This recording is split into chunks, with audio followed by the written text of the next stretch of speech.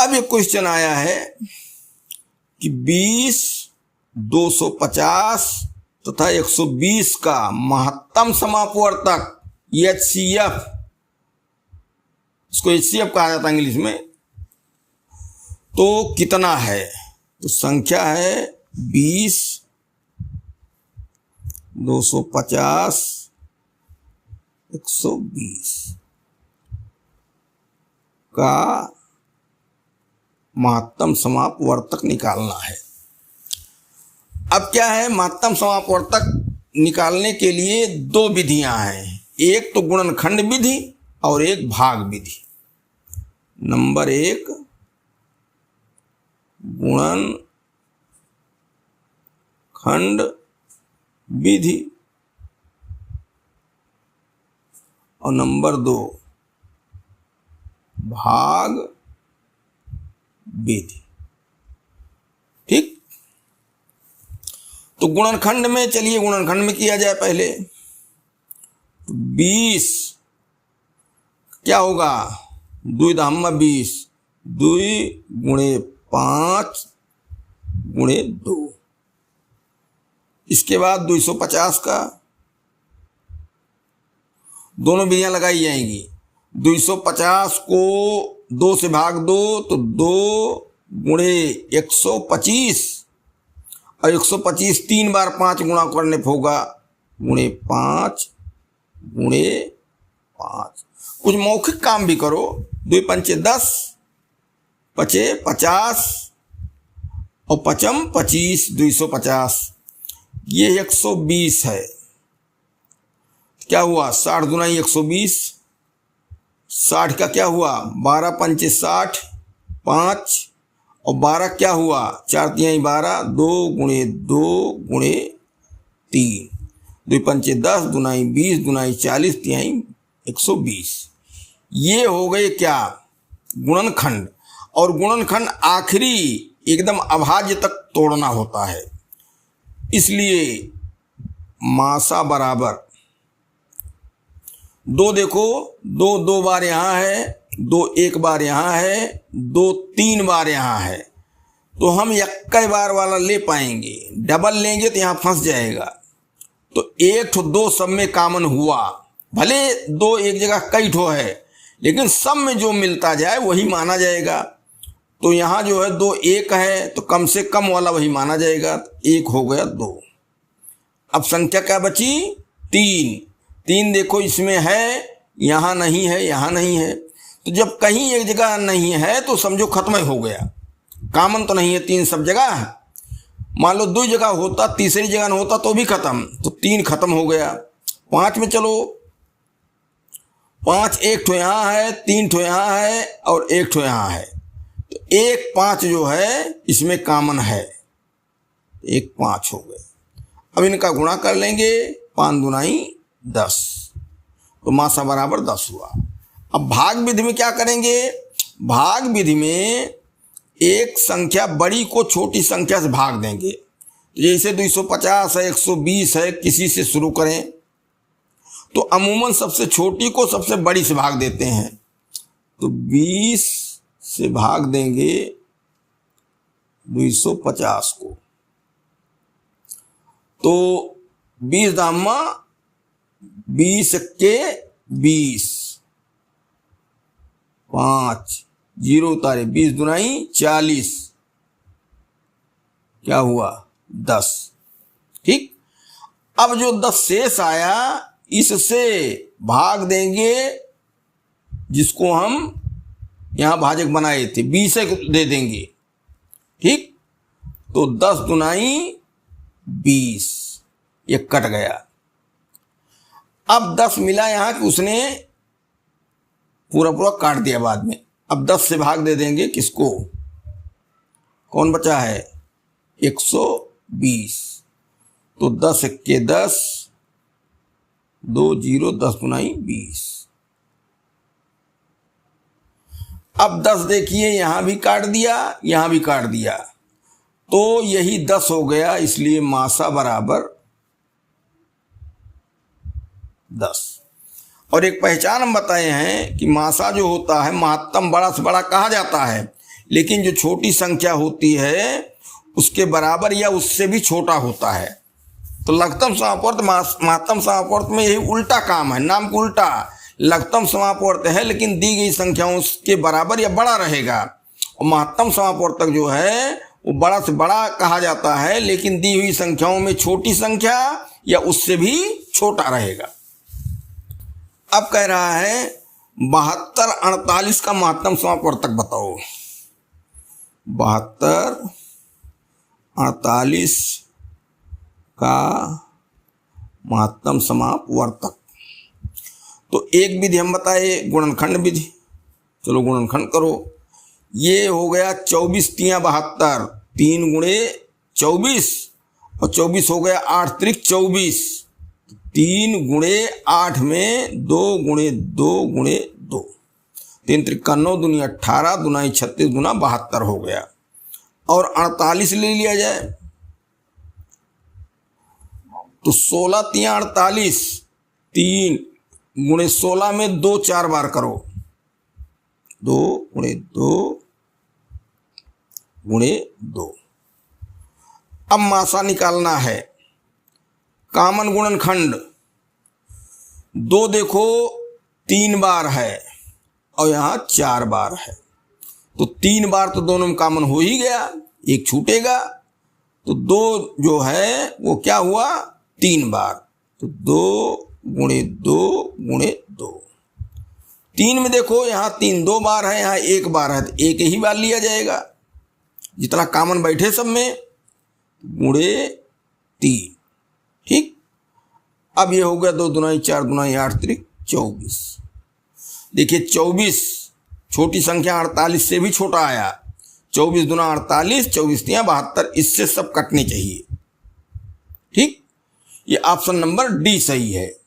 अब भाग भी दिखा देते हैं, दुइये ठो हैं, तो छोटी से बड़ी संख्या को भाग दो।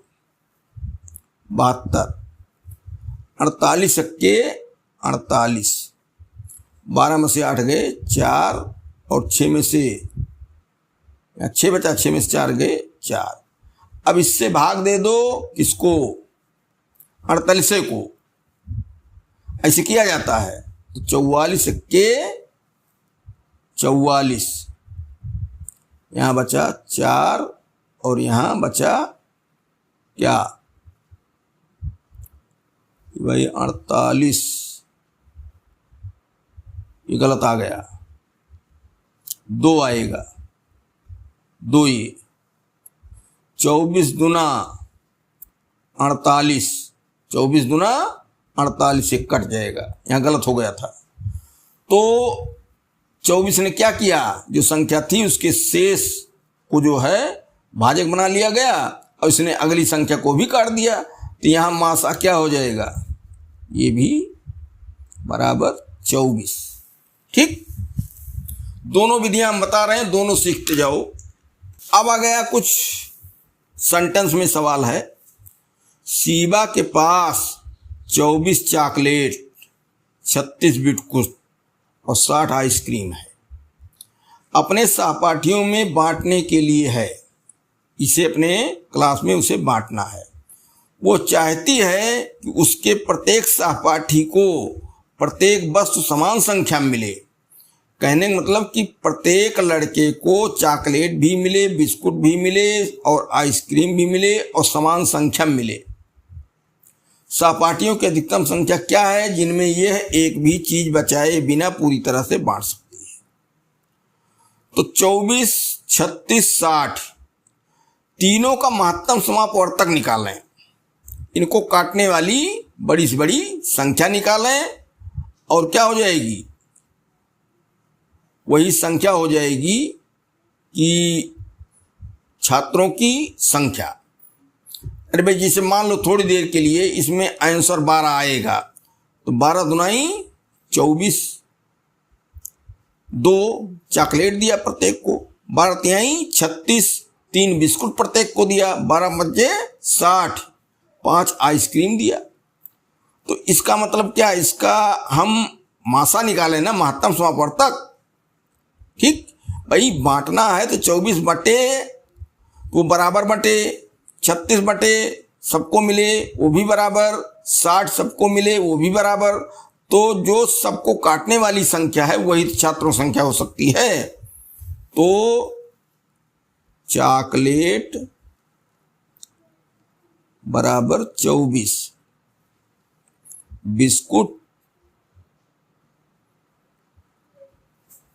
बराबर 36, आइसक्रीम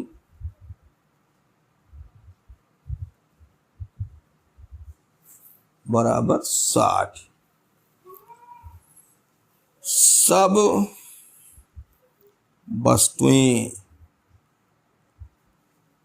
सबको समान संख्या में मिले, समान संख्या में, इसलिए मासा ज्ञात किया जाए। पहले सवाल में यही तय होता है कि क्या लघुत्तम समापवर्ती ज्ञात किया जाए, मासा ज्ञात किया जाए। तो जब ये वस्तुएं हैं सबको बराबर बंटनी है तो जो संख्या सबको काटेगी वही संख्या छात्रों को हो जाएगी, इसलिए मासा ज्ञात करना है। तो मासा ज्ञात करने के लिए गुणनखंड विधि ले लो।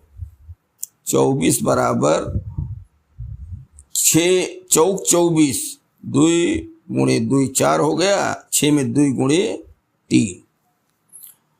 36 में 12 तिहाई 36, 3 गुणे 4 तिहाई 12 गुणे 3 गुणे 2 गुणे 2, 3 त्रिक 9 दूनी 18 दूनी 36 और 60 ही क्या हुआ, 12 पंचे 60, 5 12 में 4 तिहाई 12, 3 गुणे 2 गुणे 2। कॉमन गुणनखंड तलाशा जाए। 2 देखो 3 बार है, यहाँ 2 बार है, यहाँ 2 बार है, तो 2 कॉमन माना जा सकता है। 2 डबल, 2 गुणे 2। अब देखो 3 यहाँ 1 है, यहाँ 1 है, यहाँ 1 है, यहाँ डबल है, लेकिन अब 1 के 3 माना जाएगा गुणे 3। 5 देखिए 5 1 की जगह है और कहीं नहीं है तो 5 हट गया, तो ये 2 दुनाई 4 तिहाई 12, ठीक 12 छात्र हैं। अब भाग विषय देख लो, 1 को भाग दे दिया जाए, 24 से भाग दे दो 60 को, 24 दुना 48 और यह आया 10 में से 8 गए 2 और 5 में से 4 गए 1, ठीक। इससे भाग दे दिया जाए क्या, अब 24 को ऐसे किया जाता है, तो 12 दुनाई 24 कट गया।